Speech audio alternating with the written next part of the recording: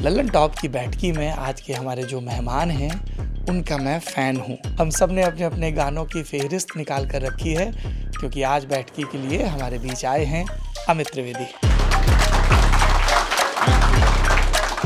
क्यों जो Coke Studio मतलब इंडिया का और पाकिस्तान का एक्सपेरिमेंट यहाँ नहीं चला लेकिन वहाँ अभी भी चलता है। हम वेट करते हैं कोक स्टूडियो आएगा, कोई ना कोई गाना ऐसा है जो रह जाएगा। तो इंडियन कोक स्टूडियो में ऐसा क्यों नहीं हो पाया सर? इसे जवाब दो इसका। मैं भी ये सवाल पूछता हूँ अपने कि क्यों नहीं हो रहा है।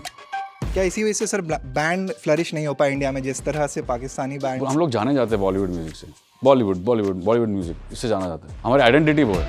हाँ सर, उड़ता पंजाब अलग ही दुनिया की का म्यूजिक था बिकॉज पंजाब था और वहाँ पे जिस सब्जेक्ट पे बेस्ड था, ओवरडोज ऑफ ड्रग्स एंड नशे के बाद आदमी के दिमाग में क्या होता है, ये कैसे फिर इमेजिन किया जाता है?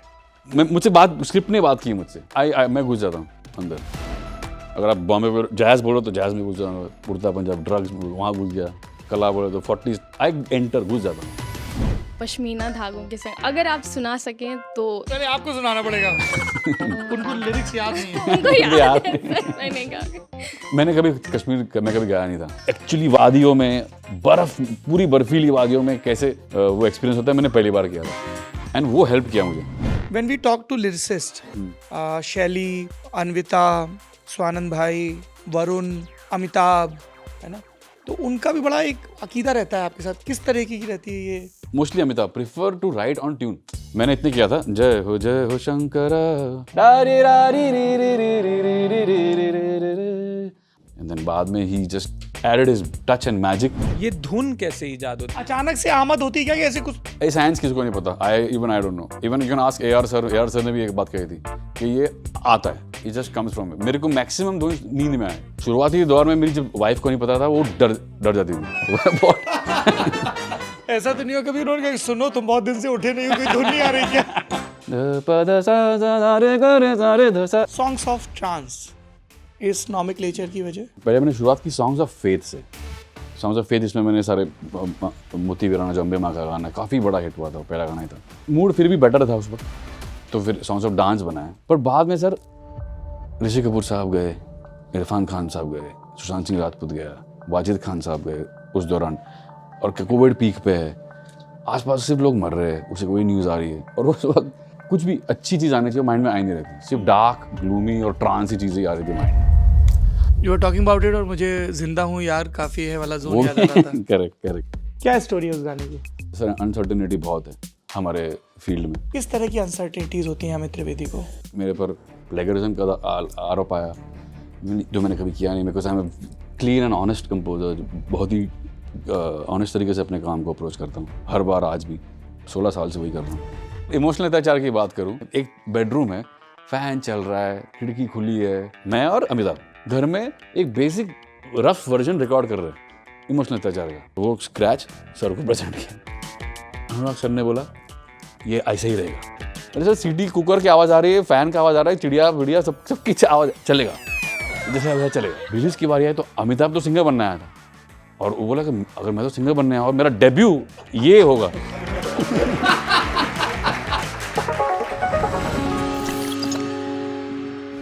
जब हम बहुत खुश होते हैं तो गाना गाते हैं, और ज़्यादा खुश होते हैं तो गाना सुनते हैं, और ज़्यादा दुखी होते हैं तब गाना एकांत में सुनते हैं। सबकी अपनी अपनी एक प्लेलिस्ट है, सबके अपने अपने दिमाग में एक बरगद है, बहुत बड़ा सा बरगद है जिसकी जितनी शाखें ऊपर हैं उतनी ही जड़ें ज़मीन में हैं, और हम सब हैं एक एक अर्जुन जो अपने अज्ञातवास में हैं और उस बरगद पर अपने अस्त्र शस्त्र एक पोटली में टांग कर आए हैं कि कभी अचानक से बिना किसी पूर्व चेतावनी के कोई युद्ध आ गया तो हमें वहाँ जाना होगा। लेकिन इस वाले बरगद में अस्त्र शस्त्र नहीं टंगे हैं, इस वाले बरगद में बहुत सारी चाबियाँ टंगी हैं अलग अलग यादों की। कोई एक गाना बजता है, वो चाबी घूमती है और बहुत सारे मंजर सामने खुलने लगते हैं। कभी आप मई में भीड़ के बीच नैनीताल की सड़कों पर होते हैं, और कभी आप भरी बरसात में सितंबर में क्यों आपकी चेन सही वक्त पर उतर गई इसकी दुआ देते हुए किसी को कानपुर में गुमटी नंबर 5 के पास निरख रहे होते हैं। कभी आपको नए सिरे से दिखता है कि अमलतास के फूल ये जो आते अक्टूबर के साथ सड़क पर बेतरह झरते हैं, वो इतने सुंदर भी हो सकते हैं। और कभी पिता के साथ एक तनाव भरी बातचीत के बाद जब आप मुंबई या बेंगलुरु जैसे किसी बहुत भीड़ भरे शहर में अकेले होते हैं, तब कोई गाना बज रहा होता है। आखिरी में मन है, एक तारा है जो लगातार गूंजता रहता है और है सरगम, जिसे साधने की हम कोशिश करते हैं। लल्लन टॉप की बैठकी में आज के हमारे जो मेहमान हैं, उनका मैं फ़ैन हूँ। I want to admit it in front of camera, in front of all of you, millions of our viewers. और मैं यहाँ पर एक वचन में नहीं हूँ, ये हम है, ये बहुवचन है। हमारा पूरा न्यूज़ रूम उनका फ़ैन है और हम बहुत खुश हैं। आज हम सब ने अपने अपने गानों की फ़हरिस्त निकाल कर रखी है, क्योंकि आज बैठकी के लिए हमारे बीच आए हैं Amit Trivedi. Thank you, thank you.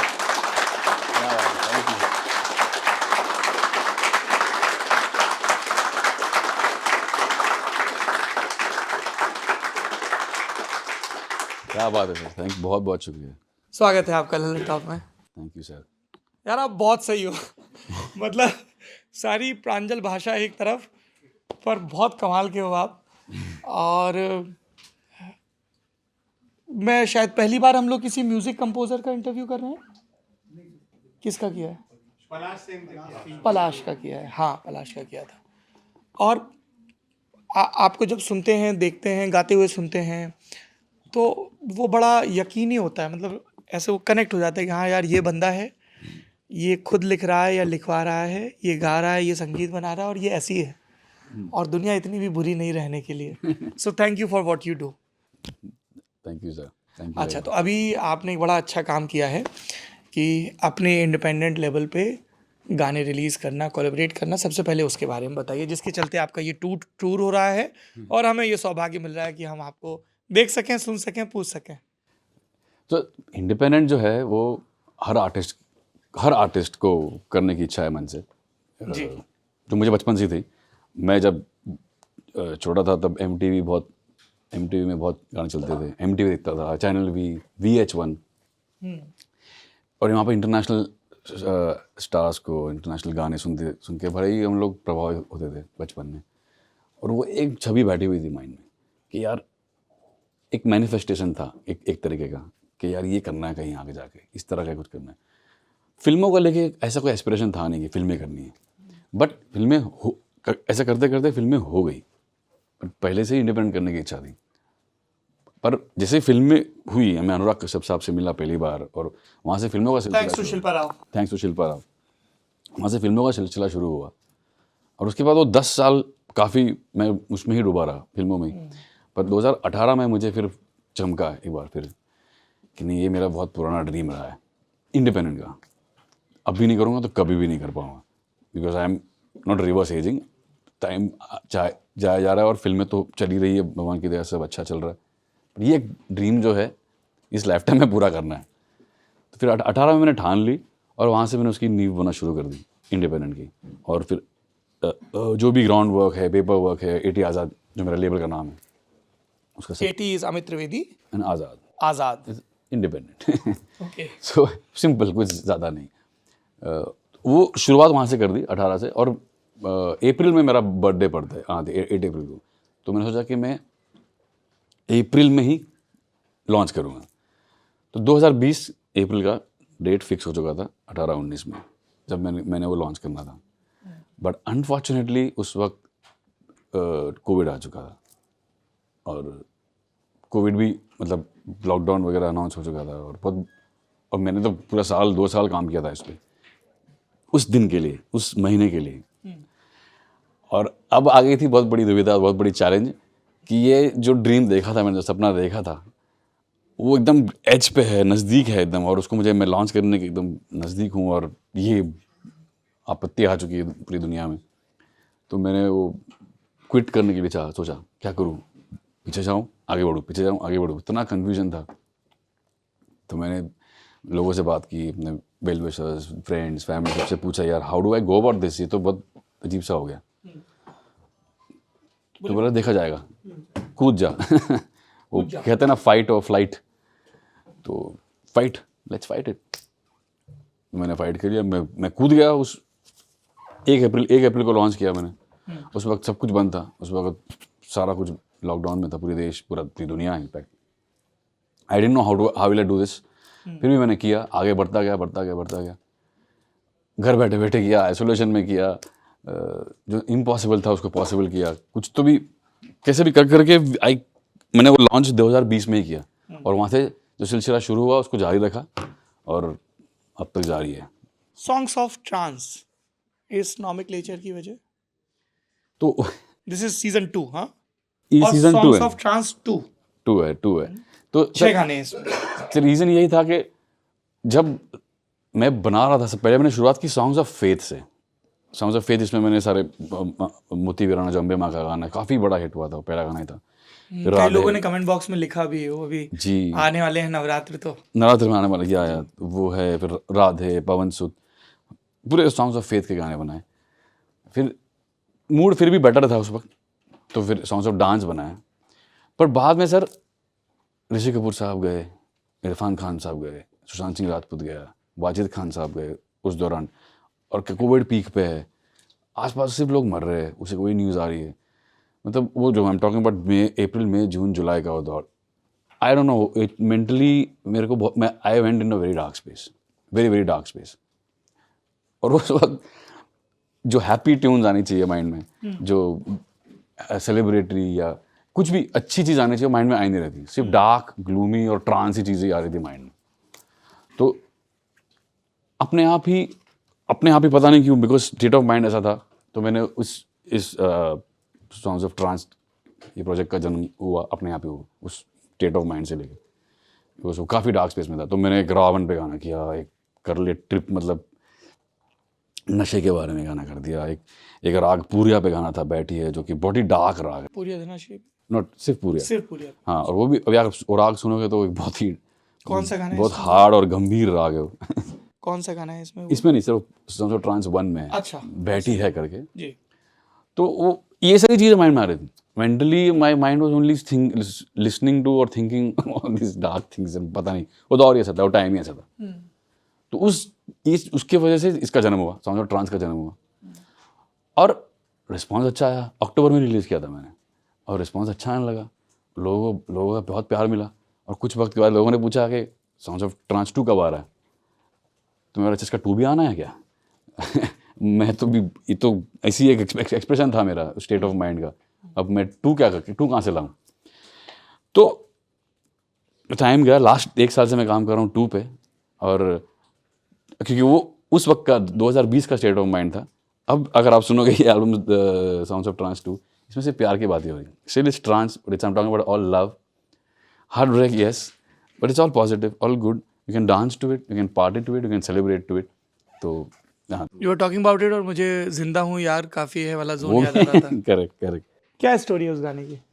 Sir ऐसे ही कुछ है, ये सब hard times, dark times, difficult times, mentally when you are going through lot of ups and downs होते हैं सर, अनसर्टेनिटी बहुत है हमारे फील्ड में।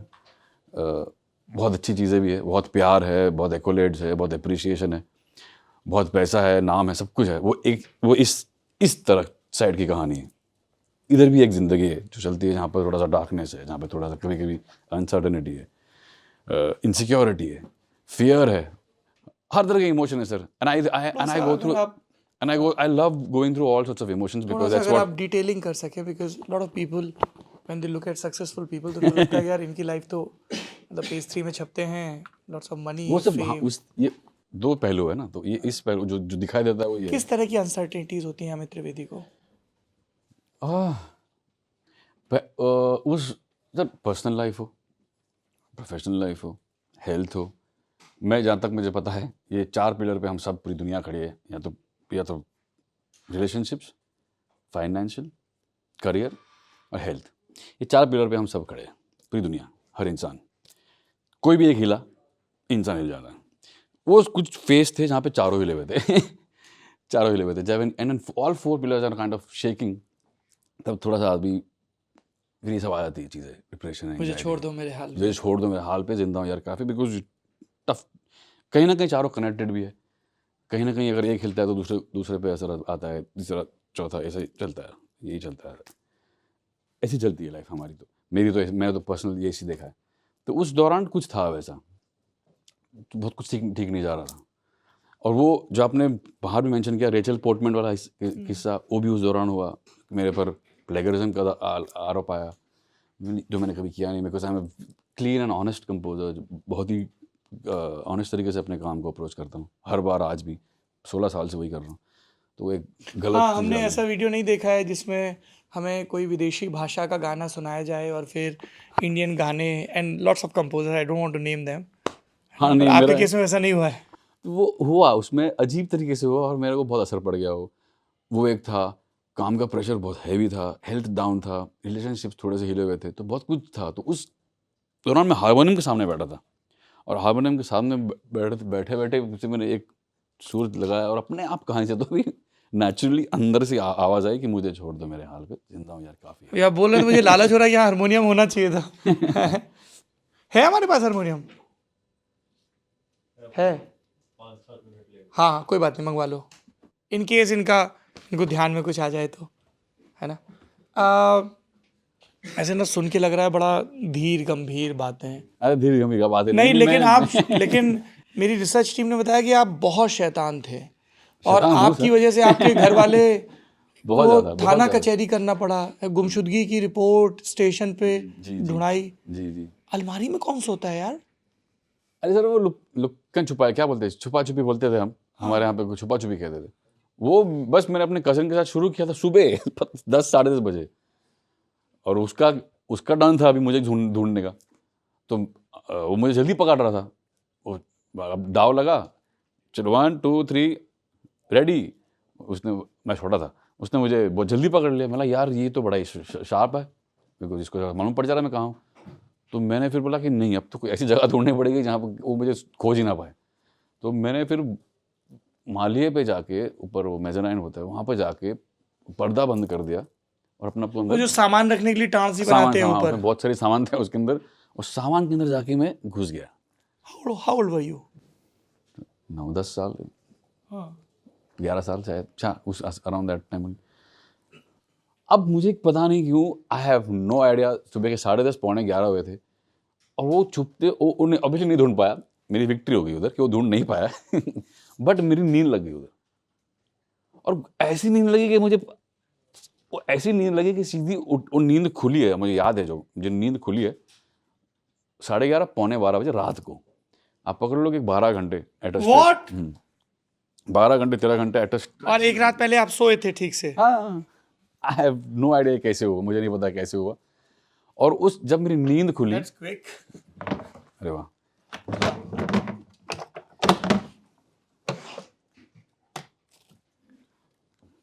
तो बस वो जब नींद खुली तब देखा तो बाप रे बाप, ऐसी अफरा तफरी मची हुई थी चारों जगह। पहले तो पहला साइड गया, मेरी मॉम बेहोश, मतलब बेहोश आपने थी। ऊपर से ही देखा पर्दा हटा के? पर्दा हटे कि तो मुझे मेरा पैर बाहर आया था, और किसी ने देख लिया, ये क्या है।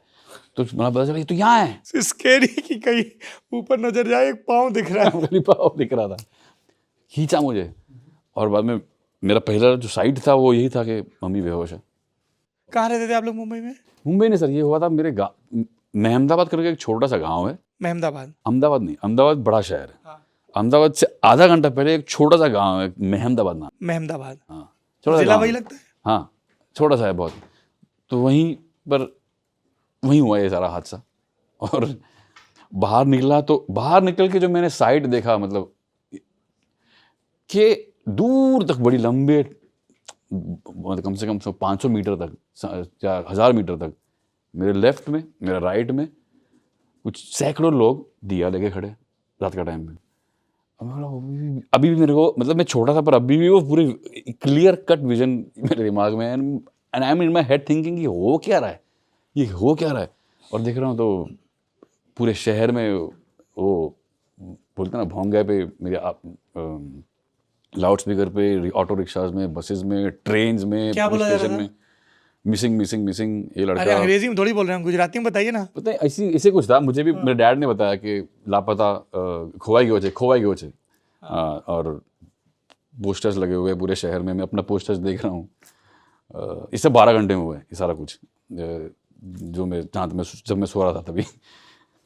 और पुलिस स्टेशन में मेरा डैड थे, सब जगह पे पूरी मतलब मशीनरी भी फैली हुई थी सब जगह पे, पूरे अहमदाबाद एक छोटे से गांव में, पूरे गांव वो अच्छा एक्टिव, हो गया।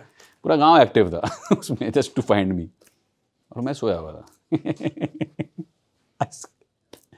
किसी ने तमचाया नहीं था? बहुत हैं?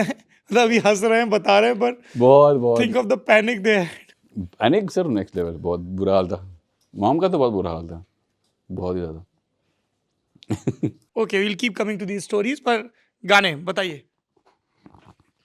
कुलदीप सोचता है मैं यहाँ पड़ जाता हूँ सबसे पहले, मेरे पास माइक है। मेरे पास बहुत गाने हैं ऐसे पूछने के लिए, लेकिन खरी खरी की स्टोरी बता दीजिए। मतलब वो पहला ईयरवॉर्म मेरे लिए वो था, मतलब उड़ान भी सुना था पर उस टाइम मालूम नहीं था कि अमित त्रिवेदी कौन है। खरी खरी के बाद से मैंने बहुत अच्छे से फॉलो करना शुरू किया। तो खरी खरी ना, तृष्णा फिल्म आई थी एक, माइकल विंटर बॉटम साहब की। माइकल विंटर बॉटम इंडिया के हॉलीवुड के डायरेक्टर है, जो हिंदी फिल्म बनाने आए थे इंडिया में। उस वक्त स्लम डॉग मिलियनेयर वगैरह हुआ था, जो क्रॉस फिल्में होती थी, इंडी हॉलीवुड मिक्स होती, जहाँ पे इंडियन एक्टर्स, तो वैसी थी ये। यहाँ पे फ्रीडा पिंटो थी इसमें भी, और रईस अहमद थे जो कि हॉलीवुड के एक्टर थे। और पूरी फिल्म बेस्ड थी इंडिया में, राजस्थान में। तो उस राजस्थान के एक छोटे से गांव की एक छोटी सी लड़की, जो फ्रीदा पिंटो वाज प्लेइंग दैट, उसकी कहानी थी। तो उसके गाना बना था ये खरी खरी, वो फिल्म में था भी। वो फिल्म कभी यहाँ रिलीज़ नहीं हुई, इंडिया में रिलीज़ नहीं हुई, पर it release all over the world. और वो गाने के, लकीली वो गाने के राइट्स मेरे पास थे सारे, पूरे एल्बम के, कृष्णा के। तो फिर मैंने उनको कोक स्टूडियो में भी यूज़ किया था। ये जो आप बता रहे हो वो कोक स्टूडियो का है, पर एक्चुअल ओरिजिनल कृष्णा में है, और वो बहुत ही खूबसूरत वर्जन है। ये कोक स्टूडियो का मैंने मॉडिफाइड वर्जन किया हुआ है, पर वो बहुत ही बेसिक रॉ। भाई साहब, एक पर्सनल सवाल पूछ लूँ? पूछ लो सर। ये मोजे आपके दोनों अलग अलग हैं? नहीं सर, एक ही है, पर वो उसका डिज़ाइन अलग है। मन नहीं समझ में आया। ये ऑरेंज है यहाँ पे, और वहाँ ब्लैक है, तो एक ही है, वो थोड़ा एक उसी फैमिली का है। नहीं, उसी बृहत्तर परिवार, मतलब वही परिवार का है। मतलब 5 अलग अलग कलर के थे, आपने उनको मिक्स कर दिया, गुम गए बच्चे। नहीं सर। बताइए, हमने वो रीलें देखी जिसमें लोग कहते हैं कि ऐसे कई पेयर ऑफ सॉक्स खरीदो, फिर उनको मिक्स कर दो। हाँ, आजकल तो अलग अलग जूते भी पहनते हैं सर, आजकल तो अलग अलग जूते भी पहनते हैं। कौन बोला? तेरे तो एक जैसे। अलग अलग डिजाइन के जूते पहनते हैं, सॉक्स भी अलग अलग पहनते हैं। वाह। और वो जो उसके वो सायास, अच्छा नहीं, मुझे लगा वो वहां से गायब भी होता ना, ये भी नया स्टाइल है, वो जो स्किन कलर का लग रहा है। हाँ, से लग रहा था मोजा पहना ही नहीं। मैं भी यही पूछना होता है कि आपने एक पैर में मोजा क्यों पहना? सब अलग स्टाइल है सर, आजकल सब बदल गया है। अच्छा, तो जैसे आप म्यूजिक की स्टाइलिंग करते हैं, म्यूजिक क्रिएट करते हैं, फिर आपके भी स्टाइलिस्ट रहते होंगे? मतलब फैशन यस। नहीं सर, ज़्यादा नहीं, यही सिंपल सा बस खाली अपना SOT2 का पहन कर आया हूँ। सॉन्ग्स ऑफ ट्रांस ट्रांस 2 बस। और ये चश्मा है, बेसिक, बहुत ही बेसिक स्टाइल। नहीं, ये बेसिक नहीं है। जी। एक्चुअली जब ये कहानी सुना रहे थे ना, वो सेइंग है ना, बगल में छोकरो आने गांव में ढिंडोरो, Correct, वही हुआ था आपके करेक्ट, साथ। एब्सोल्युटली। मैं जुबली की बात करना चाहती हूँ, स्पेशली सुनिधि चौहान के साथ, जो तेरे मेरे इश्क का, उसके बारे में बताइए कि जिस तरह से वो वायरल हुआ, जिस तरह से सुनिधि चौहान जी को लोग फिर से डिस्कवर करके क्रेजी हो गए थे, तो उसके बारे में बताइए। थोड़ा उसका होमवर्क क्या था मतलब ऐसे तो पता है कि उस दौर की फिल्मों की साउंड क्या थी, पर आप लोग नए सिरे से जा रहे थे और उस चीज़ को रिक्रिएट कर रहे थे, और विक्रमादित्य के साथ, आपकी अनुराग के साथ, विक्रमादित्य के साथ बड़ी कमाल की एक होता है ना कि बहुत ऑर्गेनिक लगती है वो कोलैबोरेशन, वो केमिस्ट्री। हाँ जी। तो जैसे कि उसी एक ही टाइम पे हम लोग गोवा में थे सर, विक्रमादित्य, मैं और अनविता दत्त जिसने कला बनाई थी। दोनों का काम एक ही टाइम पे एक ही साथ चल रहा था। फॉर्चुनेटली लक ये था कि दोनों 40s 50s की ही काइंड ऑफ कहानियाँ थी, दोनों म्यूजिकल थी, both were talking about music. तो मेरे लिए वो बहुत वो एक really it was a blessing disguise. Luckily हो गया वो कि एक साथ ही दोनों गोवा में, हम सब लोग एक साथ गोवा में जैम कर रहे थे, और उनकी फिल्म का भी काम चल रहा है, और मेरा मेंटल स्पेस वही था। मैंने उस वक्त मैं सिर्फ ओपी नैयर, श्री रामचंद्र बोलो, S D Burman, 40s 50s में ही मैं जी रहा था, वही गानों को सुन रहा था, उसी दुनिया में जी रहा था, और इतना मतलब ओह मतलब I was in a bliss, so amazing. सुबह उठता था मैं और स्वानंद करके रहे, हम लोग एक ही रूम शेयर करते थे, गोवा में होते। सुबह उठ के बस यही चलता था, यही सारे गाने चलते थे, और फिर आगे जाके काम शुरू होता था इस एल्बम पे। आइडिया वॉज कि जो मैं ऑब्वियसली मैं ये सुन रहा हूँ 40s 50s का दौर को मुझे री इमेजिन करना है, रिक्रिएट नहीं करना है, री इमेजिन करना है। तो उनके पैरेलल्स ड्रॉ करने हैं कि एक रमैया अवस्था वैया है अगर, तो मैं यहाँ पे मैंने वो तू ही धूम सितारा किया, तू ही तो मेरा धूम सितारा, पैरेलल ड्रॉ किया, नॉट एग्जैक्ट कि उसका छोटा भाई या बड़ा भाई या रिक्रिएट कर दिया, वैसा बिल्कुल नहीं। तो वो चैलेंज था, to create a parallel which is a listener, giving a listener in 2023 a sense that कि आप उस दौर के गाने सुन रहे हो आज की तारीख में, बट कोई कनेक्शन नहीं है उन गानों के साथ, but still it has original and unique flavour. वही सबसे बड़ा चैलेंज था, पर वो करने में इतना मजा आया, and always fun to do with, always these kind of challenges is always welcome when if you do something like this with only Vikramaditya Moto and Anvita and Anurag sir, ये तीन लोगों को जानता हूँ मैं पूरे देश में, मजाक नहीं कर रहा हूँ, मैं इतने लोगों के साथ काम करता है पूरे देश में, यही लोग हैं जो इस तरह की चीज़ें करते और करवाते हैं, और बहुत मज़ा आता है, बहुत ज़्यादा मज़ा आता है। और ये जो गाना आपने बताया ये तेरे मेरे इश्क का, इसका पैरेलल था अपना अमराव जान का कौन सा गाना था जो खयाम साहब का, आशा भोसले, इन आँखों की मस्ती उस गाने का, मतलब वो रेफरेंस था उस गाने का, और वो सिचुएशन थी मुजरे वाली, तो मुझे उस दुनिया को क्रिएट करना था, उसका पैरेलल क्रिएट करना था, और सुनिधि के अलावा मेरे माइंड में और कोई था ही नहीं, and I just called her because Nilofar जो कैरेक्टर है, नीलोफर जिस मामिका कबीर का जो कैरेक्टर है, हाँ जो कैरेक्टर है वो सिंगर है, एक्टर सिंगर है सीरीज़ में, अगर आपने देखा होगा तो उनके गाने 4 गाने थे, तो उनकी एक ही वॉइस होनी थी, only she needs only one voice, I can't have many singers, तो Sunidhi Chauhan was the voice of Nilofar, तो इसलिए इस तरह से इस गाने का जन्म हुआ। और सुनिधि वो बेस्ट पार्ट हम लोगों ने पूरा लाइव किया है, यूजुअली लाइव होता नहीं, वी टेक्नोलॉजी की मदद से हम लोग सब कुछ कहीं से भी कुछ भी कर सकते हैं आजकल, but to recreate this era I exactly that what used to happen in that era, जैसे होता था उस वक्त, तो पूरा लाइव किया हमने स्टूडियो में, म्यूजिशियंस एक साथ बजा रहे हैं और सुनिधि चौहान गा भी रही है, तो ये सारा जो टेक आप सुन रहे हो पूरा लाइव टेक एक साथ गाया, एक टेक में गाया हुआ है। जैसे कला में एक शॉट भी है जिसमें वरुण आता है और वो लाइव चल रहा है। करेक्ट, तो वैसे ही पूरा लाइव किया हुआ है, ये सारा पूरा एल्बम में इस तरह से किया हुआ है जैसे होता था पहले, तो हमें we went back to that time and we recreated that situation. हम लोग ये इन आवर लिमिटेड नॉलेज ये देखते हैं कि कई बार म्यूज़िक ओवर पार करता है लिरिक्स को, और वो अपने आप में बहुत कई बार कमाल भी होता है, कई बार दब भी जाते हैं लिरिक्स। कई बार लिरिक्स इतने गमकते खनकते होते हैं कि हमें लगता है कि म्यूज़िक बहुत कम ही रहे। इन योर केस हमें बहुत कमाल का बैलेंस दिखता है कि खिचड़ी बनी भी सही है और उस पर घी भी इतना ही पड़ना था और घी पड़ते हुए भाप भी इतनी ही उड़नी थी। और when we talk to lyricist Shellee, Anvita, Swanand भाई, वरुण, अमिताभ, है ना, तो उनका भी बड़ा एक अकीदा रहता है आपके साथ, किस तरीके की रहती है ये, हाउ डज इट वर्क? कभी ऐसा होता है कि आपने कोई लाइन सुनी और आपको लगा यार इसको करते हैं, और इसका रिवर्स? इन अमित त्रिवेदी केस क्या रहती है मैकेनिज्म? सर दोनों तरफ से काम चलता है, गिव एंड टेक चलता है पूरा। कुछ उदाहरण से समझा जैसे कि कुछ गाने पहले लिरिक्स आती है, बहुत कम होता है वो, बट अमिताभ स्पेशली, अमिताभ बोलो आप, अन्विता बोलो, वरुण नहीं, स्वानंद सर बोलो, Anand Kirkire, they prefer, mostly Amitabh prefer to write on tune पे लिखना चाहते, प्रेफर करते हैं। उनको इंडिपेंडेंटली अगर आप उसको बोलो कि कुछ लिख के देवे, तो he will give that, but he is most comfortable with कि ट्यून पहले है। तो सबसे पहले इजाद होता है धुन का। जैसे उदाहरण एक कोई भी मैक्सिमम मैं जैसे कि सिर्फ मैंने इतने किया था, जय हो शंकरा टा टा टा टा टा टा टा, उतना पीस आप सुनाते हैं उनको? हाँ इतना ही सही, बाद में ऐसे गाता हूँ मैं gibberish I just sing gibberish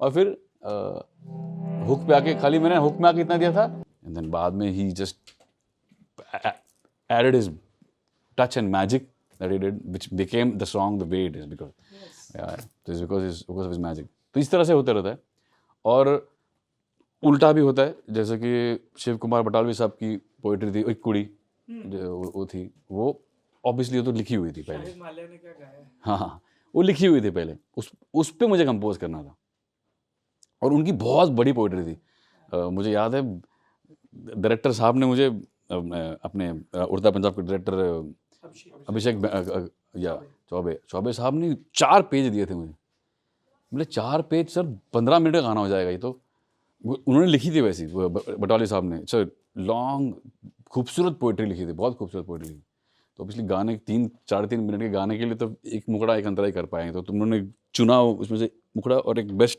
para निकाल के चुन के बनाया है हाँ सूरत उस दी पर यावर की वो वाला लाइन हमने चुना पर बाकी भी अगर आप पढ़ोगे तो कमाल है एकदम तो इस तरह से भी होता है जैसे वरुण का आपने बड़ा कॉन्शियसली हटाया नाम पहली वरुण क्योंकि वो लिखते हैं उन्होंने धुन पे भी करते हैं पर उनका एक बहुत खूबसूरत से लिख के आता है कुछ एक 4 लाइन जैसे जैसे कि अभी रिसेंटली कुछ उन्होंने जब चलते अटक गया है जो गाना था बधाई दो में दिल्ली अटक गया है हाँ अटक गया है जो गाना था बधाई दो में था वो उन्होंने लिखा था पहले लिखा था उस पे धुन बनी गई और So when these lists come, do they sing या ये कुछ ऐसा या वो पढ़ देते हैं? अभी तो सर जमाना मेल में आता है टेक्स्ट में आता है हाँ टेक्स्ट कर देते मेल कर देते या नोट में भेज देते इस तरह से तो उसको देख के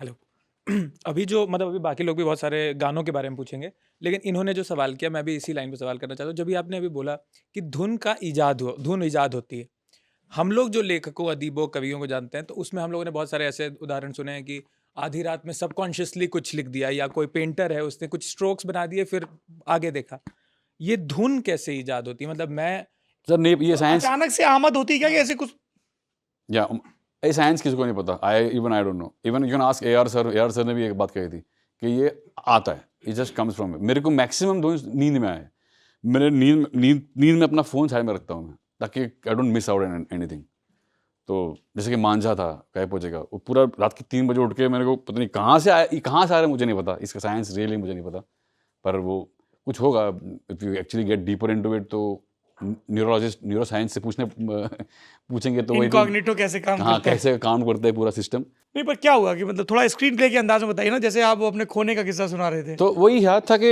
नींद खुली और ये चल रहा था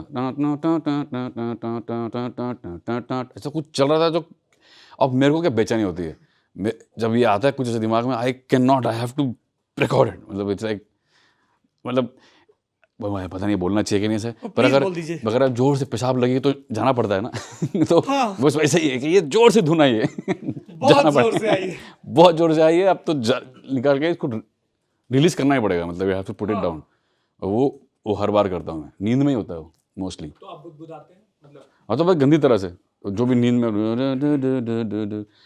जो शुरुआती दौर में मेरी जब वाइफ को नहीं पता था वो डर जाती थी बाजू से रात को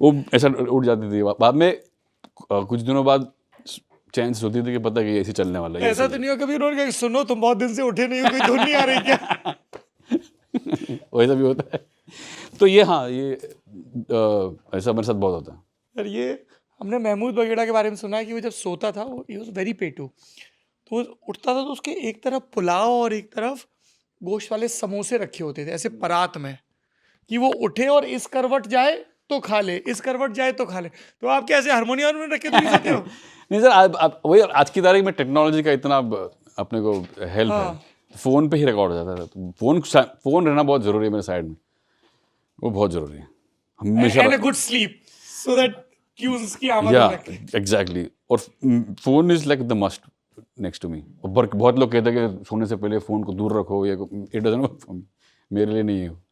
एक और सवाल, जैसे अभी हम मतलब आपने बहुत सारे बहुत अलग अलग मतलब जिसको वर्सेटैलिटी कहते हैं, आपने अलग अलग तरह के गाने कंपोज किए, लेकिन हम लोगों के भी कान सुनते सुनते जब पके तब पता चला कि हाँ ये एक जैसे हम लोग सुनकर बता सकते हैं अब थोड़ी देर में कि हाँ ये गुलजार साहब ने लिखा है, वैसे ही हम अब सुनकर बना देते हैं कि ये अमित त्रिवेदी का गाना लग रहा है। तो मेरे को ये जानना है कि आप इसके बारे में कितने कॉन्शियस, मतलब आपको do you know the Amit Trivedi touch? No sir, मैं कॉन्शियस हो जाऊंगा तो फिर निकल जाएगा वो। मैं बिल्कुल कॉन्शियस नहीं हूँ, I am just being myself. Idea is to be yourself, be true to yourself. अपने आप जो आप हो 100% आप उसको बाहर रखो। गाना भी क्या, अब जिंदगी में भी जैसे आप हो, अब जैसे आपकी पर्सनैलिटी, जैसे आपकी सोच है, जो भी आपका नज़रिया है लाइफ का, वैसे का वैसे ही बाहर रखो। वैसे ही लोग जुड़ते जाएंगे लाइफ में, वैसी चीज़ आपको अट्रैक्ट होती जाएगी उसी तरह, उसी फ्रीक्वेंसी की। तो मैं तो वही कर रहा हूँ, मेरे अपने जो मैं हूँ वही डालता हूँ बाहर। कोई भी चीज़ से मैं आपको इंस्पायर होता हूँ ज़रूर, और मुझे बहुत पसंद आता है। बहुत लोगों का काम बहुत प्रभावित करता है, बहुत पसंद आता है, and I love it. Like मेरे से बड़ा कोई फ़ैन होगा नहीं AR सर का, AR रहमान सर का। मैं ह्यूज फ़ैन एंड एडमायरर, और मैंने मतलब खोद के सुना है उनका म्यूज़िक, पागलों के जैसा बचपन में। बट जब मैं खुद करता हूँ, आई कीप एवरीथिंग असाइड। मैं जस्ट बस मैं आना चाहिए इसमें, मैं इज़ इम्पॉर्टेंट। क्योंकि मैं while he was responding I was thinking of the range, तो जैसे लुटेरा के गाने और फिर उड़ता पंजाब या ऑलमोस्ट प्यार भी डीजे मोहब्बत गाने, वो मतलब हाँ, बहुत ही अलग है बहुत दुनिया। हाँ, अलग है दुनिया। इवन इनका एक वो है यूट्यूब पे साउंड ऑफ नेशन, जब इन्होंने बहुत सारे अलग अलग Oh, क्षेत्रों we में- love that. हाँ, तो अब उसमें भी जैसे आप पूरे सारे गाने सुन लीजिए तो सारे गाने में लगता है कि ये अमित त्रिवेदी का गाना है, तो वो मैं इसलिए मतलब हमारी पहले इस पर बात हो चुकी है, आपको पूछना चाहिए, ये जाकर ढूंढते हैं बहुत ऐसे मिट्टी से जुड़े उस एरिया के, वेदर इट्स राजस्थानी गुजराती, वो वहाँ जाके उस सिंगर को पकड़ के जो शायद वहाँ के फोक सिंगर हो और कोई जानते नहीं हो, बट उस गाने के लिए वो फिट बैठते हैं, तो he goes on this treasure Hunt nation. Yeah, I do that. I used to do that earlier, but जैसे मैंने कहा कि थैंक्स टू टेक्नोलॉजी आज की तारीख में अभी तो यूट्यूब से, ईमेल से इजी हो गया है। अभी जैसे कि सॉन्ग्स ऑफ ट्रांस 2 में, इसमें मैंने एक पंजाबी गाना है पुट्ठा पासा करके, चंडीगढ़ से कॉप है, इज़ अ कॉप, मतलब अभी तो शायद रिटायर हो गए होंगे। क्या नाम है? मस्त अली नाम है, और वो प्रॉपर पुलिस, मतलब अच्छे लेवल पे थे। तो जब वो आए थे पहली बार, मैं डर रहा था गाना सिखाने को उनको। ऐसा कुछ था नहीं, पर जस्ट एक यू गेट इंटिमिडेटेड कि मैं पुलिस को गाना सिखा रहा हूँ और उनसे गवाऊंगा भी, और उनको मैं बोलूँगा कि मेरे इंस्ट्रक्शन पे चलो, ऐसा नहीं वैसा। तो बहुत इंटिमिडेटेड था मैं उस वक्त। आपको सारी रेड लाइट याद आ रही थी? रोक लिया, अब क्या? तो इस बार जब आए थे, तो ये मैं मनमर जैमन को यूज़ कर चुका था पहले। इस बार जब आए थे तब रिटायर हो चुके थे। अच्छा सर, अभी आप कॉप नहीं हो सर? चलो वेरी गुड। अब मैं खुल मन के मर्जिया में क्या गाया था उन्होंने? FOFAR मस्त लिया। तो वो अब आप सुनोगे उनको तो very very simple basic, Chandigarh के एक छोटे से, कहीं तो एक्चुअली और भी कहीं चंडीगढ़ एग्जैक्टली नहीं, बट कहीं एक छोटे गांव से बिलोंग करते हो। वेरी मिट्टी से जुड़ी हुई आवाज़, जैसे कि लाभ झंझवा होते थे, वैसे ही उसी स्टाइल, उसी जॉनर, उसी दुनिया की आवाज़। आप ये बोल रहे थे कि मैं उनको क्या सिखाऊं। आपके गुरुजी थे जो दृष्टिहीन थे, आपको क्लासिकल सिखाते थे, फिर गुजर भी गए थे फिर। जी जी। उनके बारे में बताइए। मैं सर उनके साथ ज़्यादा नहीं कर पाया, 2-3 महीने, 4 महीने? 4-5, हाँ 2-3-4 महीने ही कर पाया था। एंड देन आफ्टर दैट क्या नाम था उनका? हलमड़कर सर जैसे नाम से, पूरा नाम नहीं याद है मुझे, कुछ हम लोग यही नाम से उनको जानते थे। महाराष्ट्र में थे Halmadkar sir, and he was absolutely blind and, but उनके पास से मैंने शुरुआत की। तो मैंने कुछ 3-4 महीने में जितना सीख सका, तो कुछ जितने भी राग सीख सके मैं सीखे। किस राग से शुरू किया था? भोपाली से। और बंदिश? हाँ, तो भोपाली की अभी भी याद है। ग प ग रे सा रे ध सा ग प ध ग प ध प ध सा सा रे ग रे सा रे ध सा, ऐसा अभी भी याद है। वो जो सिखाया था सर ने, मतलब 25 साल पुरानी वाली मतलब ये पकड़ थी, ये चलन, ये बंदिश थी उनकी, जब तब सीखी थी मैं। 25 साल पहले की बात, मैं बहुत पुरानी बात कर रहा हूँ। तो वो बैठ गई थी, टक थी, आज तक बैठी हुई। ये मेरा फर्स्ट था, मतलब ये is my first impression of learning classical music. Yes. अभी फोक की बात हो रही थी तो मेरा सवाल इसी से जुड़ा है कि आपके कई सारे फेमस गानों में अलग अलग फोक म्यूज़िक की झलक है। आपको कहाँ का फोक म्यूज़िक सबसे ज़्यादा पसंद है, मतलब कहाँ का हाँ सब ऑल अक्रॉस द अपने देश का जितना भी फोक है यार, अब मैं एक सुनता हूँ दूसरा बेटर लगता है, दूसरा सुनता हूँ तीसरा बेटर लगता है। जैसे कि कश्मीरी का मैंने अभी रिसेंटली कश्मीरी का कुछ कुछ डिस्कवर किया, हो गया गॉड, जो अभी इन्होंने इसमें भी यूज़ किया क्या पिक्चर आई थी आलिया भट्ट की, दिल भरो था जिसमें, राजी। राजी में भी वो एक जो मुड़ के ना देखो दिल भरो। हाँ उसमें जो बिगिनिंग का portion that is a proper folk, Kashmiri folk, that is so beautiful. Himachali folk is so beautiful. बाकी गुजरात, राजस्थान, महाराष्ट्र, यूपी, बिहार तो मैं पता ही, but whole country south is amazing. तो यार मैं तो I love our country's music the best. And it's actually for future it's always a very tricky question कि आपको सबसे फेवरेट कौन सा फेवरेट तो हो ही नहीं सकता एक्चुअली। है ना? हाँ नहीं, मतलब जैसे कुछ एक कोई एक ऐसा हाँ, वो कोई एक ही ट्रिकी है। जैसे हम ये पूछे ना कि किस फोक की क्या चीज सबसे ज्यादा लुभाती है, कि पंजाब में कौन सी खनक पकड़ में आती है, या तमिलनाडु वाले में नाद में, किस में क्या करेक्ट करेक्ट करेक्ट। है ना?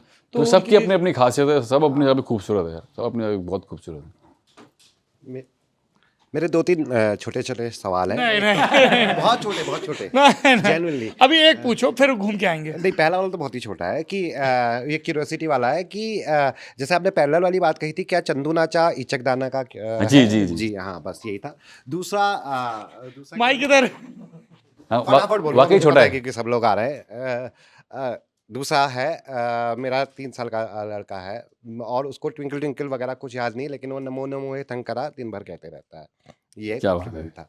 फटाफट पूछ रहा हूँ। तीसरा सवाल ये है कि मतलब एक सॉन्ग के बारे में पूछना था। मतलब अभी पता नहीं ऑफलाइन सौरभ सर ने आपको बताया नहीं बताया, लेकिन सौरभ सर ने सबके बारे में कहा और उचित कहा कि 80% सॉन्ग्स हमारे या तो ए आर रहमान के होते हैं या आपके होते हैं। तो मेरे को इनी मिनी माइनी म्यू करना होता है कि किस एक के बारे में पूछूं। इस वक्त मुझे क्यों भागती सी नाव है तेरी के बारे में, उसकी मेकिंग के बारे में बताइए। देखो बहुत फटाफट। Thank you, good job, you almost there. यहाँ से आया था कि मेरे को पूछना है। क्या बात है। उड़ान उड़ान जी उड़ान वाह, ये बहुत ही आपका नाम आता है ना तो हम लोग पूरे एल्बम को लेके आश्वस्त हो जाते हैं कि कुछ तो मिलेगा, गाने में, वर्ड्स में, कहीं एक पीस कुछ तो अटकेगा। जी जी। तो ये उड़ान तो बहुत ही स्पेशल कहानी थे, फिल्म ही बहुत स्पेशल थी। मेरा सारा म्यूज़िक चाहे वो मेरी पहली फिल्म आमिर हो और लास्ट क्या घूमर तक या जुबली तक। आमिर को बोलते हैं आप पहली फिल्म देवड़ी नहीं रिलीज पहले डे आमिर हो गई, पर पहली film Devdi, any day debut is Devdi.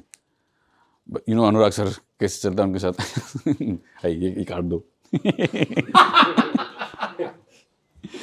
I love you sir. तो एक ही मेरा प्रोसेस एक ही है हर फिल्म का। जुड़ान का भी सेम था, इट्स सेम आज तक कि फिल्म से ही आता है म्यूज़िक। जो डायरेक्टर का विजन है, जो डायरेक्टर की रिक्वायरमेंट है या सिचुएशन की रिक्वायरमेंट है, उसके हिसाब से म्यूज़िक बनता है। तो नाउ वाज वन ऑफ दो सिचुएशंस ओनली जो इंस्पायर किया, इसने मुझे इंस्पायर किया।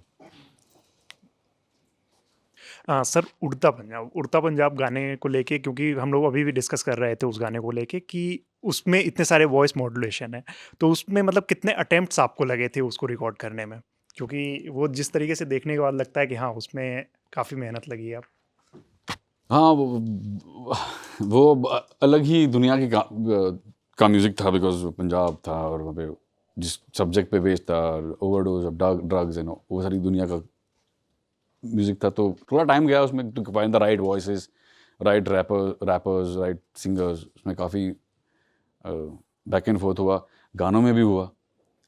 कभी कुछ पसंद आ रहा है, कभी कुछ नहीं आ रहा है, कभी ये वो, तो ऊपर नीचे बहुत हुआ। बहुत ही हाँ मेहनत के साथ ही जो आपके सामने आया हुआ है एल्बम हुआ है। नहीं, इसमें ये मतलब you can choose not to answer this, पर नशे के बाद आदमी के दिमाग में क्या होता है, ये कैसे फिर इमेजिन किया जाता है? सर मैं तो ऑनेस्टली मैं तो स्क्रिप्ट पढ़ी थी मैंने, और जो डायरेक्टर अभिषेक चौबे, उनका जो विजन था उसको इसको लेके, उनका एक specific very clear reference points थे हर गानों को लेके, कि कैसे वो अपने गबरू जो उसका मेन कैरेक्टर है, शायद जो शायद कपूर प्ले कर, how is he looking him at him through music. तो वो उनका एक पूरा क्लियर था उनके माइंड में. इस तरह से ये मेरा गाने हैं. ये कुछ इंटरनेशनल सॉन्ग्स थे, कुछ कुछ अलग तरह के गाने थे, जो पंजाबी गाने थे, जो रेफरेंसेस दिए गए थे. मुझे सिर्फ उनको फॉलो करना था. और यही बात थी कि हैज़ टू हैव नशा in the trip, in the trance, जो भी है वो सारी चीज़ें उसमें होनी ज़रूरी है, बिकॉज हम वही उसी चीज़ से डील कर रहे हैं.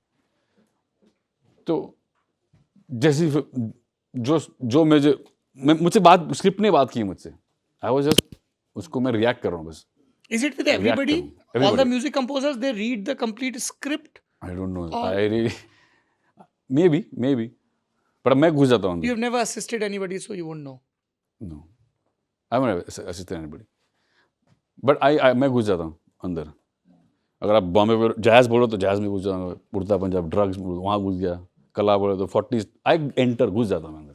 तब जाके वो बाहर आएगा वो. मैं गरिमा को टोक रहा था, पर मेरा अगला सवाल उसी पेरिफेरी का है कि कौन सा एल्बम है जिसको बनाने में आपको सबसे ज़्यादा वक्त लगा, बहुत कंज्यूमिंग, बहुत टाइम टेकिंग, कि ये ऐसे नहीं कि अच्छा ठीक है, जिसमें रिजर्वायर भी काम नहीं आ रहा था, जिसमें बॉम्बे वेलवेट से बॉम्बे वेलवेट. काफ़ी साल गए इसमें, क्योंकि वो जैज़ था और मैं जैज़ म्यूजिशियन तो हूँ नहीं, कभी था नहीं. तो जब सर ने बोला कि हमको, अनुराग सर ने बोला कि हमको जैज़ करना है, तो मैं कहा सर मेरे को तो पहले सीखना पड़ेगा, जैज़ तो मुझे पहले सीखना होगा.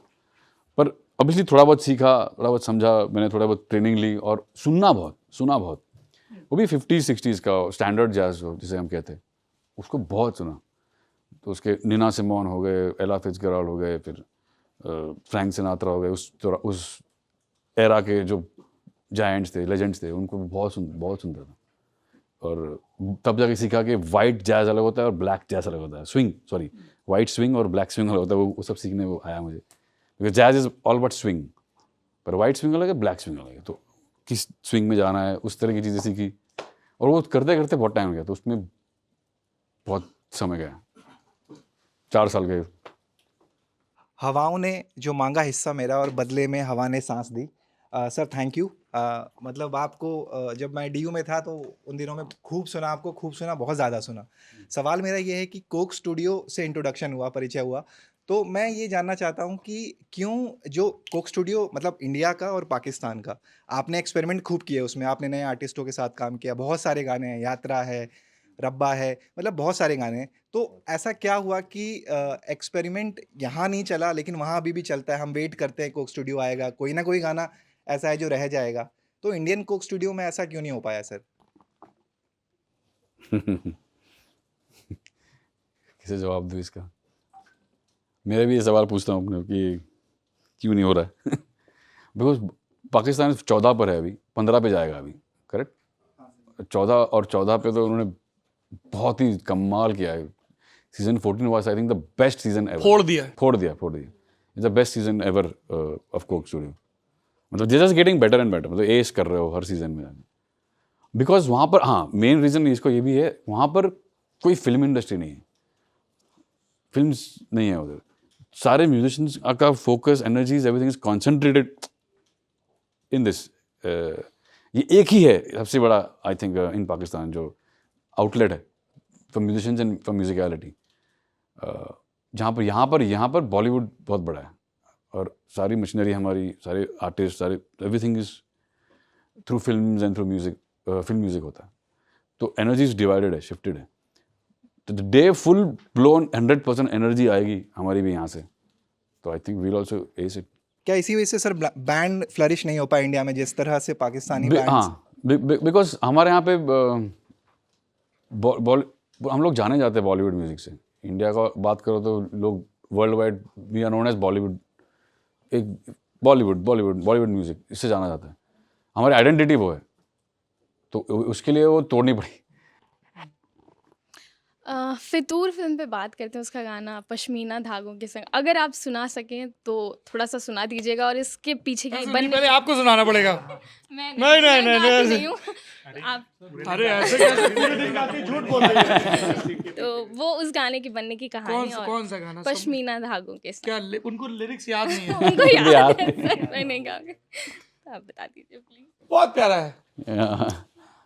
और वो गाना सुनते ही ना, उसके रंग ऐसे ध्यान आने लगते हैं मतलब वो। हाँ मतलब वो गट्टू साहब जो है हमारे Abhishek Kapoor, again director that I love working with, a man that I love, because Kai Po Che से हम साथ में काम कर रहे, तो कैपोचे के बाद ये अगली फिल्म थी, और ये हमें वो ले गए थे कश्मीर 3-4 दिन के लिए, फरवरी में -6 डिग्रीज में, और रक्की के वक्त पूरी टीम को ले गए थे, जितने भी HODs थे हम सबको वो रक्की के लिए ले गए थे 4 दिन के लिए कश्मीर में। और मैं कभी गया नहीं था, मुझे ये मौका मिला जाने का, और -6 डिग्रीज एक्चुअली वादियों में, पूरी बर्फीली वादियों में कैसे वो एक्सपीरियंस होता है, मैंने पहली बार किया था, एंड वो हेल्प किया मुझे, थैंक यू सर। उसके बाद बॉम्बे आके भी ये गाना बना था, बिकॉज मतलब वो पूरी जहन में था पूरा, वो पूरा नज़ारा, पूरा मंजर। क्योंकि आप लोगों के लिए ध्वनि बहुत महत्वपूर्ण चीज़ है, तो नए वाद्य यंत्रों की तलाश रहती है कि जी सर, बिल्कुल, बहुत ज़्यादा। तो कुछ बताइए, हाउ डज इट वर्क? आपने सुना, आपको लगा यार ये साउंड कहाँ से आ रही है, जी ये बहुत सारे, मतलब बोर्ड पे क्रिएटेड साउंड तो नहीं है, ये कंप्यूटर साउंड नहीं है, how does that work? Like हर हमारे जो कंट्री का ही आप देखोगे, हर अलग प्रांत में आप जाओगे, जैसे कि फोक होता है, तो पंजाबी में आप तुम भी सुन लो, या अलगोजे सुन लो, या राजस्थान में खमाइचा है और खरताल है, जो फोक का हिस्सा है। हमारे गुजरात में जो कच्ची ढोल और ढोल है, और बैंजो है, महाराष्ट्र में बैंजो का जो साउंड है, तो ये हर अलग प्रांत से ही निकल रहा है। साउथ में आप देखो तो नादस्वरम है, नॉर्थ में शहनाई है, ईस्ट में बंगाल में एक तारा, दो तारा, और बहुत सारे और भी इंस्ट्रूमेंट्स हैं। ये अपने देश का खजाना है ऑलरेडी, तो इनको एक्सप्लोर करने में, इनको क्या कहते हैं, सीखने में, इनको समझने में, इनके साउंड के साथ एक्सपेरिमेंट करने में, अपनी म्यूज़िक में इनको ढालने का जो एक्चुअली मज़ा है ना, इट्स रियली सेटिस्फाइंग, बहुत मज़ा आता है मुझे, आई लव डूइंग दैट। और अगेन मैंने वो SOD 2 में भी किया है, वही जो मस्त अली साहब के जो गाने की बात कर रहा हूँ, उसमें वो ट्रांस है, पंजाबी फोक ट्रांस है, पर उसमें वो अलगोज एक बैकड्रॉप ट्रांस है, पर ऊपर अलगोजा है, तो वो जो एक्सपेरिमेंट है, वो जो मस्ती है, उसका मज़ा ही। हेलो सर, मुझे आपके कोलैबोरेशन प्रोसेस को समझना था। जैसे आप डायरेक्टर्स के साथ बहुत क्लोजली काम करते हैं, स्क्रिप्ट भी पढ़ते हैं, आपने एक तारा भी इंक्लूड करवाया था फिर स्क्रिप्ट में, तो अब मुझे पूछना था कि जो उनके इनपुट्स आते हैं, उनमें आप लाइन कहाँ ड्रॉ करते हैं कि मुझे सिर्फ इतना लेना है, या इतने पे नहीं, या इतने पे रुकना है, वो कैसे कॉन्फिडेंस होता है? नहीं सर, वो मोस्टली तो उनके ही विजन पे चलता है, because director film making, I personally feel film making is a directors medium. सारा कुछ, everything is in the hand of writer and director. They are the real hero actually, the writers and the directors. And they are the captain of the ship. They are the pilots, I feel. You just have to surrender. You just have to submit करके आप उनके साथ, उनके plane में घुसना है आपको, और जहाँ ले जाएंगे आपको चलना है। तो मैं तो वही करता हूँ, जिस दिशा में ले जाते मुझे मोस्टली मैं चलता हूँ। हाँ, कभी कभी ऐसा होता है कि इसको ऐसा नहीं, ऐसा करते हैं, आई गिव माई सजेशंस जो which is right. Most of the times it works, most of the times कभी कभी नहीं भी वर्क करता है, बट देन वो या कोलैबोरेटिव एक चलते रहता है, गिव एंड टेक, वैसे ही चलता है। मेरा सवाल है कि सिंगर अमित त्रिवेदी और कंपोज़र अमित त्रिवेदी दोनों जब एक साथ काम करते हैं तो ज़्यादा कंफर्टेबल होते हैं क्या, या फिर आप किसी दूसरे म्यूज़िक कंपोज़र के साथ काम करते हैं तो ज़्यादा कंफर्टेबल होते हैं? इसको हाँ, और पहले आप पूछ लीजिए। ये कॉल कैसे होती है कि ये धुन मैंने बनाई, इसको मैं गाऊं क्या? नहीं, आज तक मैंने नहीं किया वो। मैंने आज तक मेरा कोई भी गाना मैंने नहीं चुने, मैं खुद वो डिसीजन लेता ही नहीं।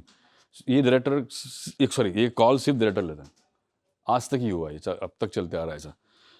बिकॉज मैं हमेशा प्रेफर करता हूँ, जब भी मैं कोई गाना बनाता हूँ, मेरे को एक सिंगर सुना देता है, और मैं हमेशा प्रेफर करता हूँ कि मैं किसी प्रॉपर सिंगर को लाऊं, उनसे गवाऊं, और बिकॉज उससे गाना ऊपर चले जाएगा।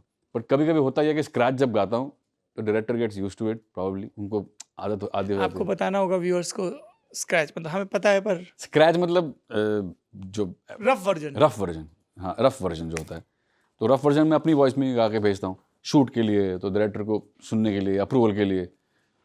तो कभी कभी हुआ है कि कुछ गाने ऐसे हुए हैं कि जो इतना पसंद आ गए उनको मेरी आवाज़ में ही। कौन सा था ऐसा पहला गाना जो पहले शुरुआत से बोलो तो नयन तर से था, मेरे माइंड में कोई और सिंगर था, पर अनुराग सर ने बोला नहीं, चेंज मत कर, यही रहेगा। दुनिया बड़ी गोल था जो देवडी की जो तो उनको दुनिया बड़ी गोल में तो हमने बहुत से सिंगर ट्राई भी किए थे। इनफैक्ट पीयूष मिश्रा साहब को भी हमने गवाया था किसी ये ट्रिविया पता नहीं किसी को। एंड अनुराग सर को मुझे लगा कि पीयूष मिश्रा साहब will be great for this. उन्होंने आके गाया भी और बहुत अच्छे से गाया भी, बट समाओ जो बैठा हुआ था ना जहन में जो मैंने गा के रखा था तो वो निकल नहीं पा रहा था वो। तो उस तरह से मैं एक्सीडेंटली सिंगर बना हूँ वरना वो नहीं, वरना मैं आई ऑलवेज प्रेफर। नाराज हो रहे थे क्या कि उनको सिंगर बनना है, उनसे गाने लिखवा रहे हो, तुम्हें म्यूजिक बनाना है, तुम गाने गा रहे हो, ये क्या हो रहा है? उल्टा पुल्टा हो रहा था। जैसे फॉर एग्जांपल इमोशनल अत्याचार की बात करूं, तब मुझे याद है अभी भी रात के 8 साढ़े 8 बजे सर का फ़ोन आया था मुझे और अमिताभ को ब्रीफिंग के लिए कि इस तरह का गाना चाहिए। ओम दरबदर जो फिल्म का एक सिचुएशन है, बैंड बाजे वाला पूरा बैंड setup। बाजा सेटअप है, ये है, ऐसा है, अब आप लोग बनाओ कुछ, करो मस्ती। हम लोग घर गए। अब सर घर में हम ये सोच के जा रहे हैं अपने रूम में, एक बेडरूम है, फ़ैन चल रहा है, खिड़की खुली है, किचन में कुछ खाना पक रहा है, सीटी का साउंड आ रहा है, टीवी चल रहा है मेरे इस रूम में, अलग बाया रूम में टीवी में कुछ भी जो भी चल रहा है उसका आवाज़ आ रहा है। ये सब आवाज़ के बीच में हम लोग सिर्फ घर में एक बेसिक रफ वर्जन रिकॉर्ड कर रहे हैं इमोशनल अत्याचार का, और दोनों हम अपनी वॉइसेस चेंज कर रहे हैं घर में, मैं और अमिताभ। ठीक है कि उसकी ये ओरिजिनल वॉइस नहीं है, ये दिल पे गला के वो उसकी ओरिजिनल वॉइस नहीं है, उसने ट्वीक किया है, उसने नेजल कर दिया है, मैंने भी नेजल कर दिया है, जस्ट टू गिव दैट माहौल, दैट टू क्रिएट दैट। जैसे हमने देखा था ओम दरबदर का, हमने वो घर में ही SM58 जो SM58 माइक होता है उसमें रिकॉर्ड किया है, ये सब आवाज़ों के बीच में बेसिक एक ढांचा बनाया रफ सा, और वो स्क्रैच सर को प्रेजेंट किया। अनुराग सर ने बोला ये ऐसे ही रहेगा, ये ऐसे ही रहेगा, उसको बिल्कुल खबरदार इसको हाथ लगाया। मैंने सर ये तो बहुत रफ है, ये तो ऐसे ही मैं प्रेजेंट कर रहा हूँ। नहीं ऐसे ही रहेगा। अरे सर सीटी कुकर की आवाज़ आ रही है, फ़ैन का आवाज़ आ रहा है, चिड़िया विड़िया सब की आवाज़ चलेगा, जैसे वैसा चलेगा। और अब हो गया यूँ कि अमिताभ को मैंने बता दिया कि यार ये तो ऐसे ही जाएगा। पूरे हम लोग कोई कवाज़ नहीं ला रहे, हम लोग कोई सिंगर्स नहीं ला रहे, हम लोग तो वो डिसाइड किया था, हम तो ऐसे ही रफली गा के रखा था हमने। सर ना मना कर रहे, सर बोले कोई नहीं यही सिंगर रहेंगे।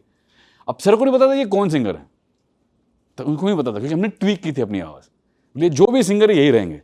सर को भी नहीं पता है कौन है, इनको लग रहा है कि कोई हम किसी सिंगर को लाए। तो मैंने बोला सर ये तो हम ही लोग हैं। आप लोग हैं, आप लोग ही लोग हैं। अब जब रिलीज़ की बारी आई, तो अमिताभ तो सिंगर बनने आया था, और वो बोला कि अगर मैं तो सिंगर बनने आया और मेरा डेब्यू ये होगा मेरा डेब्यू अगर इस आवाज़ में होगा तो मेरा तो करियर ख़त्म, तो क्या करे? तो हाँ क्या करे? तब एक वर्ड कॉइन किया हमने, अभी आप आज भी देखोगे तो उसमें क्रेडिट है सिंगर का band master Rangeela and Raseela. You were Raseela और Rangeela. I was Rasila, he was रंगीला।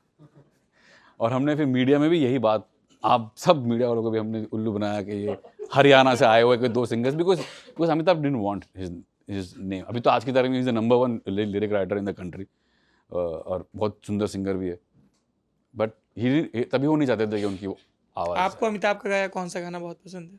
गाया अनकही जो लुटेरा का है, बहुत सुंदर है। आपके गानों में से मेरा सबसे फेवरेट गाना है मधुबाला से भी आला लगती हो। हाँ तो और मतलब यहाँ से फरमाइश भी है पीछे से, तो क्या आप 2 लाइन सुना सकते ये, हैं? लेकिन आपके सीनियर कुछ और कह रहे हैं। क्या? नहीं, मैं यमन से कह रहा था कि ट्रिविया बता दो उसको कि उसमें जो फीचर हुआ है लड़का इज फ्रेंड वो ऑफ मेरा यमन। दोस्त है, साहिल नाम है उनका, जो वो एक्टर है उसमें, मेल एक्टर है जो। अच्छा वो अच्छा, मेरा आपके friend दोस्त है? है। ओ हाँ, ओके ओके, नाइस। तो भाई फरमाइश है यहाँ से और पीछे कुछ लोगों की तरफ से। फरमाइश है जी। पूरा बोलो। ये आकाशवाणी का छतरपुर केंद्र है, फरमाइशी गीतों के प्रोग्राम में आपका स्वागत है। झुमरी तलैया से बिट्टू, पटना से Munni. Zisha already asked my set of question on Kala and Sunidhi. नहीं पूछना फिर। नहीं पूछना है, and you already told about Ek Kudi, so I request you to sing that for me. It's a beautiful song. I'm sure that. हाँ. जी। एक कलाकार को संतुष्ट नहीं होना चाहिए, पर आपने इतने एल्बम्स किए हैं, तो कोई एक एल्बम ऐसा हो जिसको लगता है कि नहीं इससे बेहतर नहीं हो सकता था, संतुष्टि आ गई। ऐसे ये तो पैट ऑन योर बैक यार, अमित बढ़िया बन गया। बता दो आज सर। हाँ होता है कुछ कुछ एल्बम बहुत सेटिस्फैक्टरी रिजल्ट्स देते हैं जहाँ पे आप बन जाने के बाद खुश होते हो। जैसे कि मेरे को आदत नहीं है, मतलब जैसे कि गाना बन रहा है, स्टूडियो में हूँ, कंप्यूटर अपने स्टूडियो कंसोल के सामने हूँ, और जब गाना बज रहा होता है ना, तब मैं अंदर अंदर ट्रिप कर रहा हूँ और बहुत खुश हूँ और नाच भी रहा हूँ, हाँ बैठे बैठे ऐसे नाच रहा हूँ, विच मीन्स कि आई एम, मतलब दैट्स कि भाई I am nailed it in my head कि ये मैंने कुछ तो किया है अच्छा किया है। और ये एसओटी2 में बहुत हुआ है ऐसा। Hello sir. सर मेरा सवाल था कि आप इंग्लिश में एक सिचुएशन आती है जब श्रीदेवी जब उसको पता चलता है कि उसको बाहर जाना है और वो अपनी फैमिली को पीछे छोड़ के अकेले जा रही है और पराए देश में कोई उसकी हेल्प के लिए नहीं होगा, तो वो उस सिचुएशन पे जो धाक धूक सॉन्ग आता है, तो एक दिन मैं अपने दोस्त के साथ वो मूवी देख रहा था, तो हमने ये डिस्कस करते हुए ये एक सवाल आया मन में कि ये तो एक औरत की व्यथा है, तो पहला एकदम जो हमारे मन मतलब जो इंसाइट होता है वो होता है कि अच्छा एक औरत एक फीमेल वॉइस पे ये गाना फिट बैठता है, लेकिन वो आपने गाया अपनी आवाज़ में। अगेन जैसे मैंने आपको पहले बताया ना, ये सेम 7 लड़कियों को गवा चुके थे हम, 7 सिंगर्स को गवा चुके थे, बट डायरेक्टर जो गौरी शिंदे है, वो स्क्रैच उनको मेरे आवाज़ में इतना पसंद आ गया था, वो वही है कि नहीं अमित तू मुझे जो भी वॉइस सुना रहा है, जो भी सिंगर सुना रहा है, मुझे कोई नहीं जम रहा है। मैंने तो मैं क्या करूँ, मैं इतना मेहनत कर रहा हूँ, हर लड़कियों को बुला रहा हूँ, गा रहा हूँ, बेचारी को दिल तोड़ रहा हूँ और आप मना कर रहे हो, क्या करना है? नहीं, वो तेरा वॉइस ही रहेगा। ऐसे कोई गुस्से में फोन करती है फिर कि खुद अपने ही गाना था तो हमें क्यों बुला हाँ ऐसा होता है कभी? उनका दिल टूट जाता है, हाँ होता है। फिर मैं फ़ोन करके उनको सॉरी बोलता हूँ। अभी 2 दिन पहले इम्तियाज़ अली साहब आए थे, तो उन्होंने एक चीज़ बोली थी कि रॉकस्टार का एक गाना और हो, वो कहते कि वो मैं अब मतलब नहीं सुन सकता, वो हो सकता है मेरे से कोई क्राइम हो जाए अगर मुझे कोई वो सुनाए अभी। तो आपका कोई ऐसा सॉन्ग जो आप मतलब नॉट आउट ऑफ कि ये बहुत बुरा बना, लेकिन कि which is very heavy on you, मतलब विच हाँ, क्योंकि वो और हो पूरे के सेंस में नहीं कर रहे थे, वो बहुत ही ओवर पार कर देता है उनको, मतलब अच्छा हाँ कि क्योंकि बहुत आप एंग्शियस हैं। अहिर भैरव में वो रिकॉर्ड हुए, तो वो बहुत ही एक तो राग ही बहुत अपने आप में हैवी है और उसके ऊपर वो सिचुएशन भी ऐसी है कि बहुत। And I love this fact that you are talking about ragas now. There's a backstory. अच्छा ओके, नहीं ऐसा कोई गाना तो नहीं है, पर हाँ स्कोर करते वक्त यू फील लाइक दैट। जैसे कि लुटेरा इतना इंटेंस पिक्चर था ना, तो गाने तो हो गए थे, बट जो बैकग्राउंड स्कोर कर रहा था ना, तो मेरे को बहुत एंग्जाइटी हो गई थी, बहुत ज़्यादा, क्योंकि इतना एक तो इंटेंस फिल्म है, और विक्रमादित्य की हर फिल्में बहुत इंटेंस होती है, वो बहुत अपनी हर चीज़ बहुत इंटेंस तरीके से पेश करते, तो उसको स्कोर करना ना, मतलब अपने आप में माउंट एवरेस्ट चढ़ना है, पहाड़ चढ़ना था बहुत बड़ा, और उसको ऐसे पॉइंट के बाद आप खुद थक जाते हो, तो वो हुआ था मेरे साथ बहुत ही, जो भी हुआ बहुत कमाल का होता है। And result is great, and result is satisfying, but बहुत सारे for him also, Vikramaditya also, वो बहुत टफ था, he also went through lot of anxiety. Is it like labor pain? मतलब हाँ, एक तरह का क्या बताऊँ सर उसे, it's something, it's a psychological है एक। I was talking to one of my actress friend, और वो एक OTT सीरीज़ के लिए बहुत इंटेंस सीन शूट कर रही थी, जिसमें उनको बहुत रोना था, बहुत सी चीज़ें। तो शी सेड कि एक पॉइंट के बाद मुझे अपने पर्सनल लाइफ से मेमोरीज ड्रॉ करनी पड़ी, and it was a very growing process. आपके साथ कभी ये चीज़ होती है कि रेफरेंस क्या है इसका, and then you go back in your life and time, तो वो डिलीवर हो जाता है, लेकिन वो यू हाँ, it take something out, it sucks something out of you, कुछ एक है उसका, और अब खाली हो जाते हो एकदम सडनली, आप एम्प्टी हो जाते हो, and because it demands a lot out of you. तो वो करते करते वो मेरे को भी आंसू आ गए थे, मैंने बहुत रो पड़ा था मैं, और गूज़बम्स आते हैं, बहुत कुछ गोज़ थ्रू इमोशनल टर्मोइल होता है, कुछ फिल्में हो जाती है वैसे। अच्छा सर, ये बताइए कि हमें PR की टीम की तरफ से संकेत कर दिया गया है कि बातचीत रोक दी जाए, पर हमारे सवाल अभी 10% भी नहीं हुए हैं। अच्छा ये 10% मैं वो देखिए, वो मेरी रिसर्च रखी, मैंने उसका एक पन्ना नहीं देखा अभी तक। अच्छा क्या किया जाए फिर? आप कब आएंगे दोबारा? मैं ऑन कैमरा कॉल चाहता हूँ आपसे। PR जी, मैडम जी बताएं आप। हाँ कैमरा दिखाइए इनको जी, बताइए क्या नाम है देवी जी आपका? नाम बताइए। स्तुति। हाँ, ये अमित त्रिवेदी लल्लन टॉप के न्यूज़ रूम में तसल्ली से 2-3 घंटे की गप के लिए जो संगीत और उसके प्रोसेस के इर्द-गिर्द होगी, ज़्यादा बोर भी नहीं हुए होंगे आप? नहीं नहीं, मज़ा आ रहा है सर, बहुत हाँ। मज़ा आ रहा है। कब आएँगे? सर जल्दी आएँगे। अरे तो आप कैमरे की तरफ तो देखो, ऐसे क्यों कर रहे हो? ऐसे कोई गुनाह कि नहीं मैं ये कमिटमेंट पूरा नहीं करूँगी। पक्का? 2 महीने, 4 महीने, 6 महीने? हाँ, जल्दी आ जाएंगे।